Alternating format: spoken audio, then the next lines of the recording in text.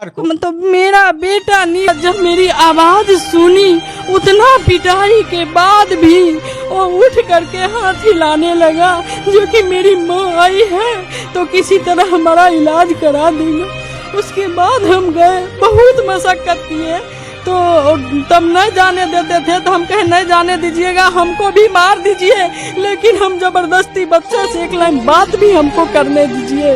तो हम गए वहाँ पर, तो बोला कि माँ मेरी पिटाई इतनी हुई है जो हमको न बोला जा रहा है न दर्द सहा जा रहा है माँ। तो फिर हम थानेदार साहब से बोले, सर पीट पाट के जो अंदर कर लिए तो इसको इलाज करवा दीजिए, जो मेरा इकलौता संतान किसी तरह दुनिया में रहेगा। लेकिन वो कुछ भी मेरा नहीं सुने। उसके बाद खाने पीने के लिए जो देने के लिए जाते थे, वो भी हमको थानेदार साहब भगा देते थे। और हम तब भी जबरदस्ती हम कहे सर हमको नहीं देने देते हैं तो आप ही दीजिए, तो बोले हम तो नहीं देंगे। तब हम जो ही देते थे कुछ हाथ पर खाना पीना शुरू करता था, तो थानेदार साहब आकर के उसको इतना न डराते धमकाते थे। अभी क्या हुई है बाबू भगत सिंह, अभी क्या हुआ है, देखा था ना जब भगत सिंह को फांसी हुआ था, वही हाल तुम लोगों की होगी। नमस्ते, मेरा नाम राजा है और आप देख रहे हैं रोसड़ा जंक्शन। रामसेवक राम जी की मृत्यु के कई दिन बीत गए हैं। परिवार अभी भी शोक में है और न्याय की उम्मीद में इधर उधर टकटकी लगाकर देख रहा। बहुत सारे नेता लोग पहुंच रहे हैं जो आश्वासन दे रहे हैं कि हम न्याय दिलवाएंगे। बहुत सारे लोग फोटो खिंचवा रहे हैं और इसी तरह से समय बीत रहा है। लोग पलके बिछाए देख रहे हैं कि कब एक्शन होगा रामसेवक राम जी के हत्यारों पर। ये सीन एक तरफ चल रहा है, दूसरी तरफ एक माता जी हैं जो उस दिन से, जिस दिन पुलिस के द्वारा लाठीचार्ज हुआ था और जिस दिन दुर्भाग्यवश थाना में तोड़फोड़ की घटना हुई थी, उस दिन से आज तक ये ठीक से खाना पीना नहीं खाई है। इनके घर में खाना नहीं बना है, इनके घर में छठ पर्व ठीक से नहीं बना, क्योंकि इनका एकमात्र इकलौता बेटा, जिसे पुलिस ने बेरहमी से पीट करके हवालात में बंद कर दिया है। इनसे बात करते हैं और जानते हैं कि क्या मामला हुआ था और कैसे इनका बेटा जो है सो पुलिस के गिरफ्त में आया था और उसको गंभीर चोट लगी थी, ऐसा ये बता रहे हैं। उस दिन जिस दिन पुलिस के द्वारा लाठीचार्ज हुआ था, एसपी साहब आए थे, आपका लड़का कहाँ पर था? सर पढ़ के आ रहा था, हो सकता है कि सड़क किनारे थाना होने के कारण वो रुक गया होगा। रुक गया अगर तो एसपी साहब आए तो बहुत करते, तो उठा लेते। अगर उनको समझ में आया जो ये दोषी है तो उठा लेते, उठा के ही हिरासत में रखते। लेकिन अपनी पुलिस वालों से उस पर जानलेवा हमला कराए और जानलेवा हमला के बाद भी हम उसको खोजने के लिए निकले तो वो सुराग ही नहीं मिलने देते थे कि जो मेरा बच्चा कहाँ है। हाँ, इनको एक लड़का है, एक लड़की है। लड़का जो है नाबालिग है, 10वीं का छात्र है, नियमित रूप से पढ़ाई करता है। अभी उसका टेस्ट एग्जाम स्टार्ट होने वाला है क्या? हाँ, कल से ही उसका टेस्ट एग्जाम है सर। अगर वो टेस्ट एग्जाम, जैसे प्रधानाध्यापक से हम बात किए हैं तो वो बोले अगर टेस्ट में अपीयर नहीं हो पाएगा तो आपका बच्चा फाइनल में नहीं अपीयर हो पाएगा, नहीं देने दिया जाएगा। अब बताइए, मेरे बच्चों को, जिंदगी को तो अंधकार में धकेल दिए प्रशासन बाबू। नहीं तो प्रशासन तो ये बोल रही है कि हम फुटेज के आधार पे कार्रवाई किए हैं कि जो लोग थाना तोड़ने में थे उन्हीं लोगों को हम पकड़ के बंद किए। तो सर थाना तोड़ने में अगर वहाँ खड़ा है उसको भी दोषी माना जाएगा कि जो उपद्रवी व्यवहार किया, तोड़ा फोड़ा, डंडा वगैरह जिसके हाथ में होगा उनके ऊपर ना वो कार्रवाई करेंगे। तो उसी नहीं, जो खड़ा रहेगा उस पे भी कार्रवाई। है कि पत्रकार लोग भी बहुत सारे खड़े थे उस दिन, सबका नाम दे दिया गया। हाँ, तो पत्रकार तो कहीं कोई भी घटना होती है, जैसे कि प्रशासन पर कोई हमला हुआ, चाहे कोई नेता मारे गए, उन पर हमला हुआ, तो उस घड़ी अगर पत्रकार लोग गए तो बहुत अच्छा काम किए ना। और जब बच्चों पर हमला हुआ उस घड़ी में पत्रकार लोग गए तो बहुत भारी गलती कर दिए, जो उन पर FIR हो गई। देखिए, दो तरह की बातें हैं कि इनका लड़का पढ़ने वाला छात्र था, वो चला गया होगा देखने के लिए या फिर रास्ते से गुजर रहा होगा, दोनों बात है। क्योंकि घर से नहीं बता करके गया था, वो पढ़ाई के उद्देश्य से बाहर निकला। लेकिन बाद में इनको पता चला कि ऐसे ऐसे इनकी वीडियो फुटेज जब मीडिया में आया तो ये देखे कि इनके बेटा को बेरहमी से मारा गया है और सर पर, पीठी पे, हाथ पे, सब जगह तोड़ा फोड़ा गया है। नाबालिग बच्चा था। तो अब ये खोजने के लिए थाना पे गई तो क्या हुआ? तो थाना पर गए तो थानेदार से पूछे हम, जो सर इसमें लड़का बच्चा पे ही पकड़ाया है। तो 2 बार तो हम कहा भागो यहाँ से, कोई लड़का बच्चा नहीं क्या पकड़ा। बोली? भागो यहाँ हाँ, भागो यहाँ से, कोई लड़का बच्चा नहीं पकड़ाया है। अगर कहाँ गया बेटा तुम्हारा, तू ना खोजेगी कि तुम्हारे बेटा का रिक्शा जबकि वो अंदर में था। अंदर में था। हाँ, से तो तू न जानेगी जो कहाँ गया तुम्हारा बेटा, हम जानेंगे तुम्हारे बेटा का रिक्स। चलो भागो यहाँ से। हम चल आए, फिर गेट पर आए, एक से पूछे कि सर यहाँ बच्चा उच्चा पकड़ाया है तो बताइए ना। तो बोले कि जब बच्चा उच्चा पकड़ाया नहीं है, जाओ सबको हॉस्पिटलाइज कर दिया गया है, जाओ हॉस्पिटल में खोजो। हॉस्पिटल गए, वहाँ पूछे, वो बोले कि जे नहीं यहाँ कोई बच्चा तच्चा नहीं है। लेकिन फिर हम आए थाना पर, गुहार लगाते रह गए, सर वीडियो हमने देखे हैं कि बहुत पिटाई हुई है, बहुत पिटाई हुई है, तो हमको इस बच्चा को बता दीजिए जो कहाँ है, जो हम उसका इलाज भी करवाएंगे। लेकिन कोई नहीं बताया। तो फिर हम किसी तरह से कोई देखा, गाड़ी में बैठा करके जो जा रहे थे प्रशासन, तब हमको बताया जो कुछ बच्चा को विभूतिपुर ले जाया गया है, क्योंकि प्रशासन बोल रहे थे जो जा करके इसको विभूतिपुर में छोड़ दो। तो हम विभूतिपुर गए वहाँ पर से, तो विभूतिपुर वाले भी हम इसी तरह हमको डांट फटकार करके भगा दिए जे जाओ जाओ। लेकिन फिर भी एक कोई थे जो उसमें से हमको बोले कि जे तुम्हारे बच्चे का नाम क्या था जो तू खोज रही हो। तो हम कहे कि मेरा बेटा का नाम नीरज कुमार था।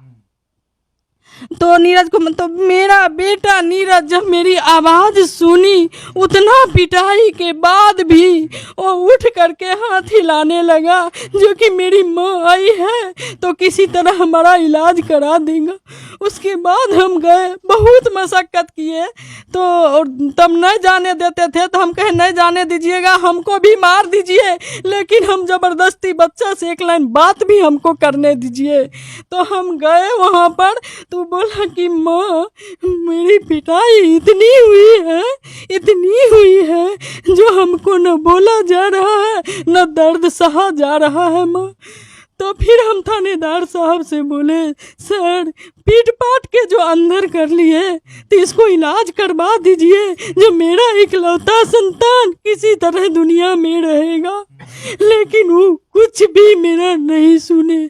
उसके बाद खाने पीने के लिए जो भी हम जो देने के लिए जाते थे, वो भी हमको थानेदार साहब भगा देते थे।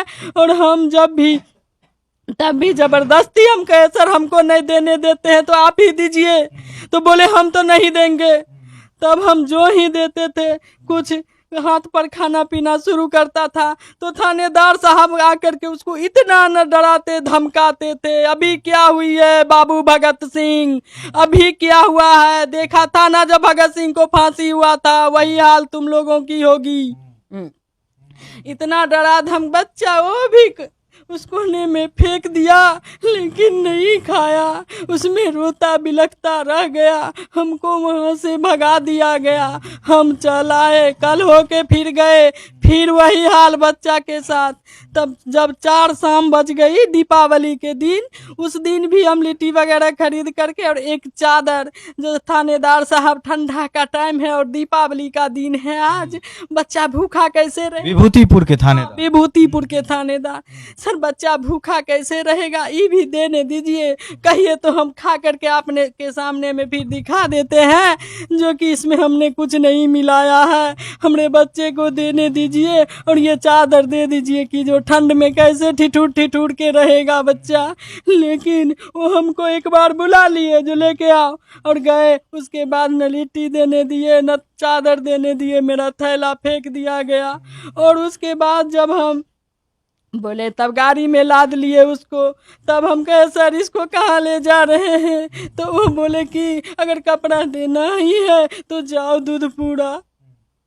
तो हम तब तक हमारी तबीयत टेंशन में ख़राब हो गई। हम घर चल आए, घर आने के बाद पता चला कि बच्चा फिर कहीं कोई देखा तो कहा कि जो नहीं भी वहाँ दूध पूरा नहीं, बच्चा रोसड़ा आया है। फिर थानेदार से पूछने गए, थानेदार साहब बच्चा यहीं आया है, आप बता दीजिए कहाँ है। तो बोला फिर यहाँ बच्चा तच्चा बोले ना जो नहीं है तो क्यों बार बार आती हो। फिर वहाँ से हम चल आए घर। फिर पता चला बच्चा कोर्ट में है। कोर्ट गए, 9 बजे रात तक हम रोसड़ा कोर्ट में, दीपावली के दिन रहे और सबसे गुहार लगाते रहे। 2-4 पुलिसकर्मी जो बच्चे के साथ थे, जो कि भूखा प्यासा बेटा है लेकिन कम से कम चेहरा दिखा दीजिए, लेकिन कोई नहीं दिखाया। उसके बाद जब 9 बज गई तो महिला जो थी उसको जब हमरे नज़र के सामने समस्तीपुर ले गया और 2 बालिग थे उसको इसी जेल में रख दिया गया। तो पूछे कि जब मेरा, तो उसके पीछे पीछे हम जेल तक आए, पूछे मेरा बेटा कहाँ है। तो एक महिला पुलिस थी, वो बोली कि तुम्हारा बेटा कल दरभंगा जाएगा। उसको हम एक चादर और 3 जो नाबालिग था उसके लिए नहीं कुछ देने दिए, तो 3 डब्बा बिस्किट उसको हम दे दिए और चल आए। हमको तब घर रोते बिलखते, तो महिला दी नहीं दी वो हमको नहीं पता है, क्योंकि बच्चा से नहीं मिलने दिया जाता है। वहाँ भी दूर से 50 फीट की दूरी से दिखाया जाता है, बालगृह में भी, तो हमको नहीं मिलने दिया गया है। इतना कुछ भी किए, अगर मत बच्चा मेरा गुनहगार था, अगर गुनहगार एसपी साहब के नज़र में आया जो मेरा बच्चा गुनहगार है, तो वो उठा लेते, रखते। उनका भी बच्चा था, उठा के रखते, कानूनन कार्रवाई कर। हाँ, कानूनन कार्रवाई जो होता, अगर मेरा बेटा गुनहगार होता तो कानून के तहत उसको सजा मिलती, ठीक। लेकिन मेरे बच्चे को जानलेवा हमला क्यों करवाए पुलिस से, और जानलेवा हमला करा करके भी वो अंदर रखे हुए हैं, उसको इलाज भी नहीं करा रहे हैं। आप बताइए, भविष्य तो उसका अंधकार में धकेल ही दिया गया, उसकी जिंदगी भी छीनी जा रही है। हाँ, कहाँ उसको चोट लगा हुआ है, क्या बता रहा था? पूरे शरीर में उसको चोट है, जबकि कहा गया है कि कानून के तहत कमर के ऊपर नहीं मारा जाता है, लेकिन उसको ब्रेन पर भी लाठी लगी है, उसको पीठ में भी लाठी है, हाथ में पर भी लाठी है, और पैर हाथ में तो नामे नहीं लीजिए जो उसको कितना लाठी लगा है। उस पर सीधा मान लीजिए पुलिस वालों का जानलेवा हमला हुआ है। आखिर वो ये भी नहीं सोचे जो हम ही लोगों ने राम सेवक जी को मार दिए, मारते मारते फिर इस बच्चों को जो पीट रहे हैं इसका क्या होगा। इतना भी सोचना चाहिए जो हम लोगों ही ने मिल के न मारे राम सेवक जी को, डंडा से या जो भी चीज़ से मारते मारते मार दिए, फिर आज इस बच्चों को फिर इतना जानवर जैसा प्रहार क्यों कर रहे हैं, ये भी नहीं सोचे और उठा करके ले गए। न मिलने देते थे, न जुलने देते थे, न खाना वगैरह दिए देते। हाँ, जिस तरह की बातें इनकी माताजी बता रही हैं, उसके पकड़े जाने से लेकर के अभी वो जिस जेल में है, बच्चों का जो जेल होता है, वहां तक की जो स्थिति है, इसमें प्रशासन का एक जो है बहुत ही निरीह और गुंडा वाला चेहरा नजर आ रहा है कि बेरहमी से मारा गया। चलिए मारे, उसके बाद इलाज भी तो करवा दीजिए कम से कम। नाबालिग बच्चा है, सर में लाठी लगा हुआ है, पैर में लगा हुआ है, पीठ में लगा हुआ है, वो घाव बनेगा, हो सकता है तुरंत उसका असर नहीं हो, लंबे समय के बाद वो जो है सो विकराल रूप ले ले, फिर क्या होगा। इनका एक बेटा है, ये तड़पती रही, लेकिन किस तरह से बेइज्जत कर करके इनको थाना से भगाया गया, सब कुछ ही खुद से बता दी है। अब उम्मीद जो है सो इनका कोर्ट पर है, कोर्ट अभी नहीं खुला है, पूजा के बाद खुलेगा। हाँ, बोला गया है 14 के बाद 15 से कोर्ट खुलेगा। हाँ, कोर्ट खुलने के बाद देखो क्या होता है। तो वही बात हमको कह कह के टाल दिया जाता है, लेकिन मेरी गुहार है अभी भी एसपी साहब से, जो मेरे बच्चों को जहाँ भी रखे हैं उचित व्यवस्था करा के इलाज वो जरूर करवा दें। जो परीक्षा तो कहीं जाए, लेकिन मेरा बेटा इस जिंदगी में लगता है कि करवा दे, उम्मीद है? उम्मीद तो नहीं है। अगर इतने दयावान होते तो मेरे बच्चों पर हमला नहीं करवाते, उनको तनी भी दया आती उस बच्चों पर तो बहुत करते, तो उठा के ले जाते, लेकिन इतना पिटाई नहीं करवाते। हाँ, एक बेटा है इनका, गरीब परिवार से है, घूमने के लिए गया था या जिस कारण से भी वो घटना स्थल पे बाहर में था, जहां से पकड़ करके ला करके पीट करके अंदर किया गया। जितना घटनाक्रम हुआ है, इनका कोई भी पर्व अच्छे से नहीं हो पाया, चाहे दीपावली, छठ, अभी भी इनके घर में खाना नहीं बनता है। पीछे देख रहे हैं इनके परिवार के लोग हैं, सब दुखी हैं। हमको बुलाए इसीलिए कि मीडिया में बोलेंगे तो आवाज कहीं एसपी साहब तक पहुंचेगी, तो कुछ सुविधा इनके बच्चे को अभी भी दे दिया जाए कि कटा फटा हुआ जो है घाव है उसका इलाज करवा दिया जाए। वैसे इनको उम्मीद नहीं है कि जो मारा इतनी बेरहमी से वो क्या इलाज करवाएगा। यही सब सीन है, किस तरह की स्थिति है। एक तो पुलिस इस तरह की घटना का पुलिस इस तरह से घटना को अंजाम दे रही है, रामसेवक राम जी को बेरहमी से मारने का हो, या फिर इनके बच्चे को या और भी नाबालिग बच्चे को जिस तरह से सर फोड़ दिया गया, पैर पे मारा गया, कमर पे मारा गया, गर्दन पे मारा गया। इन सब के बावजूद मीडिया पर भी जो है कहीं ना कहीं शिकंजा कसने का काम किया गया कि हम गलत करेंगे, अगर गलत लिखोगे दिखाओगे तो तुम पर भी केस कर देंगे।